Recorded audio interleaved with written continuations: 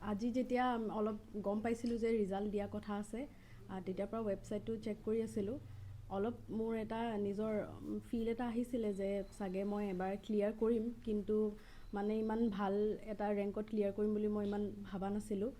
আৰু তাৰপিছত ৰিজাল্টটো পোৱাৰ পিছত নিজৰ নামটো দেখাৰ পিছত বহুত ভাল লাগিলে।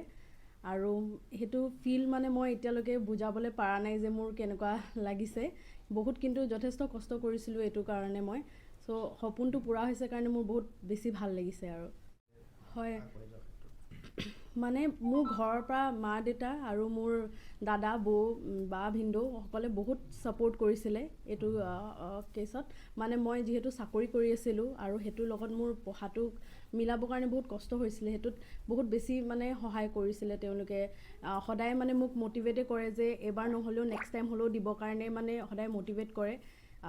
আৰু কেতিয়াও মানে মোৰ একো ধৰণৰ প্ৰেছাৰ নাছিলে যে এবাৰেই কৰিব লাগিব, কিন্তু নিজৰ সপোনটো মানে পূৰা কৰিবৰ কাৰণে মোক কৈছিলে যে এবাৰ নহ'লেও নেক্সট টাইম হ'লেও দি থাকিবা, মানে যেতিয়ালৈকে তোমাৰ নিজৰ তুমি ভাবা যে তুমি কৰিব পাৰা বুলি। চ' ফেমিলি ছাপোৰ্টটো মোৰ বহুত আছিলে।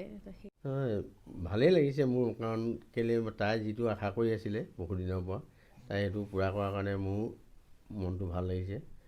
তাই মানে যিখিনি কষ্ট কৰিছিলে, কষ্ট আজি হেৰি হৈছে আৰু সেইটোকে ভাল লাগিছে।